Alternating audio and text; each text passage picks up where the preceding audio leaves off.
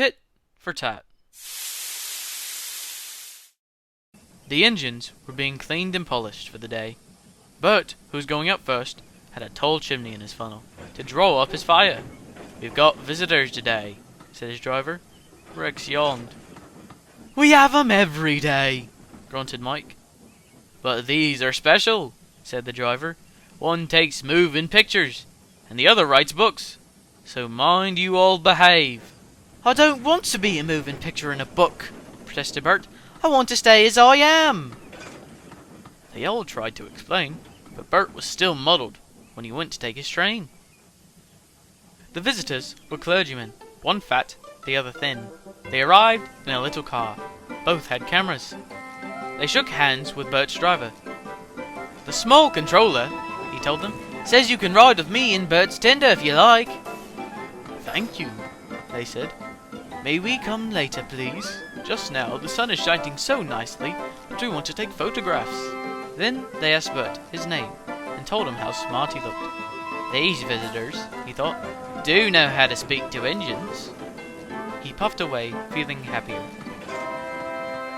Whenever the line came near the road, level crossings, bridges, stations, there the two clergymen were, squinting into their cameras. Bert found this rather upsetting.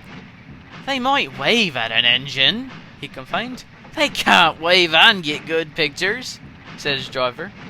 But Bert didn't understand. He thought they were being unfriendly.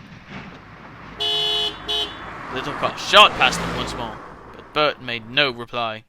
"They'll be at the lane next." The lane is a side road. It runs for a short distance alongside the railway. There is no fence. It had rained hard in the night. There were puddles in the lane. The thin clergyman sat in the car. The fat one waited with his camera. He took the pictures, jumped in, and off they went, racing the train to the end of the lane. Unluckily, just as they passed Bert, they went through a puddle. Muddy water splashed over Bert's boiler. "Ouch!" said Bert. But the clergyman didn't know. They were ahead and out of the car, smiling. They waited for Bert to catch up.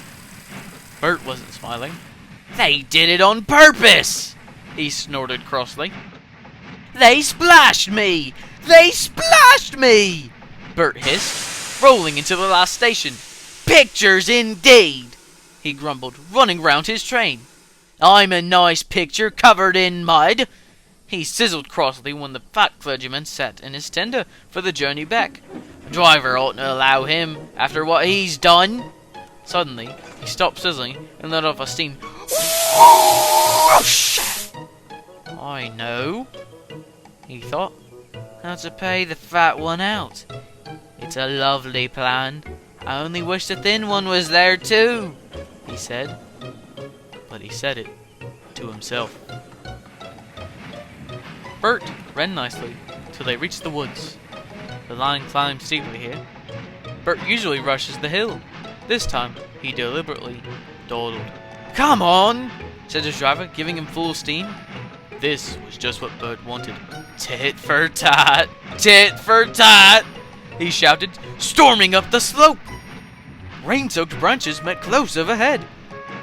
Bert's blast, shooting straight up, shook them wildly. Showers of water fell on the clergyman and driver.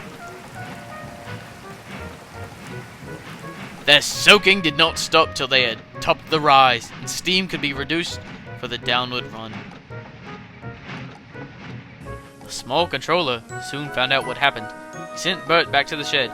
"You are a very naughty engine," he said sternly. "I won't have rudeness to visitors." They splashed me," faltered Bert. "That's no excuse. I'm ashamed of you." Bert went sadly away. But he was happy again when Rex and Mike came in. "Those visitors are nice," he told them. "They came and said sorry, and I said sorry too. Then they cleaned me like driver does. They know lots about engines," he went on. "The thin one's writing about me in a book. He promised he'd write about you too. Think of that!"